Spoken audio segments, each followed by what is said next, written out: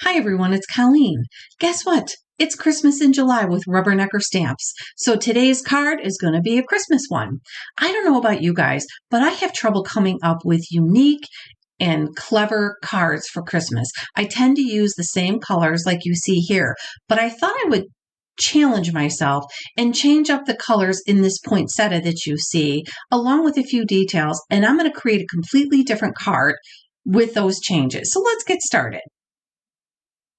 This is a card that I made for Rubbernecker earlier in the month, and it's using a layered die poinsettia. Now, these are some pretty classic colors that I would say for Christmas.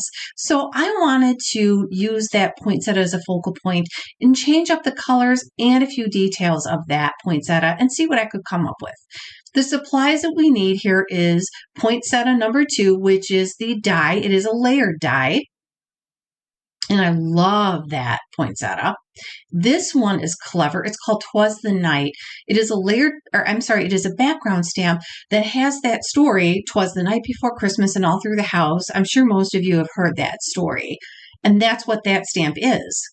And then we have this beautiful Merry Christmas sentiment stamp with beautiful calligraphy sentiments for the holiday.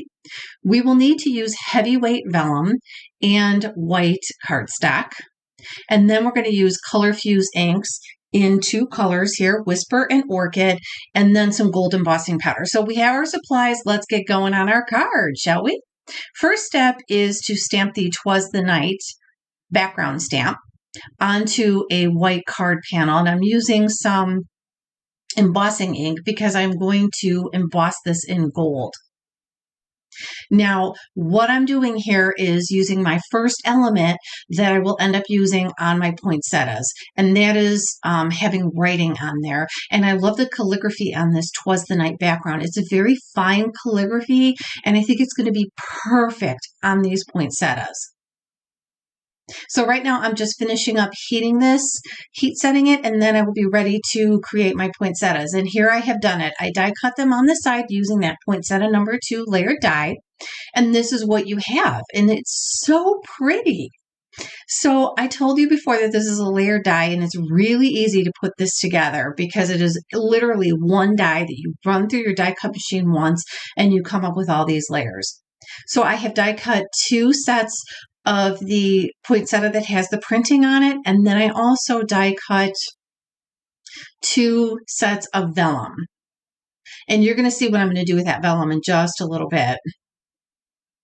But the first thing we're going to do is we're going to do some ink blending because I want to add some color to these poinsettias.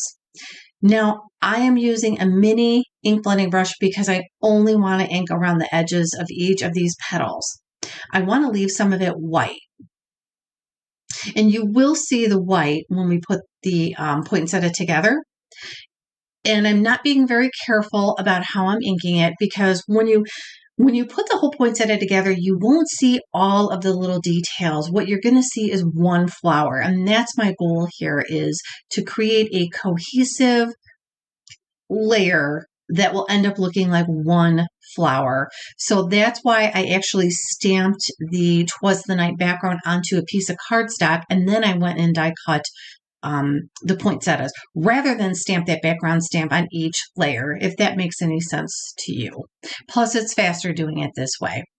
So I'm almost done with the purple poinsettia, and now I'm going in with the Whisper or the teal colored poinsettia, and I'm just going to finish inking up the edges of these, and then I will be ready to start putting them together. And I am so thrilled with how this is turning out so far. Now, very quickly, I wanted to show you how this is going to look. I haven't adhered them together yet, but I wanted to give you an idea how beautiful this looks and cohesive. Isn't that pretty? Now, these are the stamens, which is the center of the flower. All I did was flip them upside down, and then I just kind of dipped them into the ink, and that's how I got the yellow on those. It was very easy. Just wanted to share that with you in case you were wondering. Now, this is a background that I created using Rubbernecker products a few days ago, and I fell in love with these colors. what I did is I inked up the background of a A2 sized card panel using Whisper ink. Then I went over it with this Snowflake Stencil you see here and Orchid ink. And that is how I came up with that beautiful color combination, which I think is a very wintry, warm color combination. So I'm really happy with that. And that was my inspiration for creating those colors with these poinsettias. Then I went over that with Splatter Background stamp. You can see the details in there, and I used embossing powder to give it a little bit of shine. So that's the background that I basically created, but you can do any kind of background you want. Now I want to show you how I put the layers of the flowers together.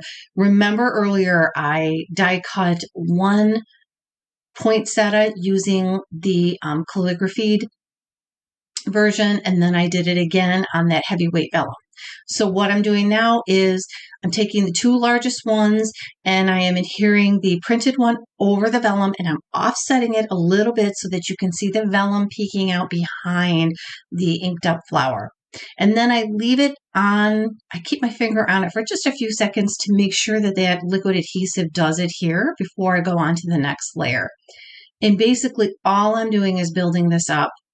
One layer of vellum, one layer of the inked up poinsettia petals, and I keep going and I offset each layer so that hopefully at the end you will see all of the lovely layers coming together in this poinsettia.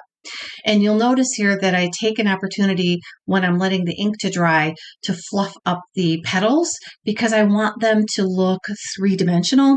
And the way to do that, for me, the easiest way to do that is just to kind of fluff them up.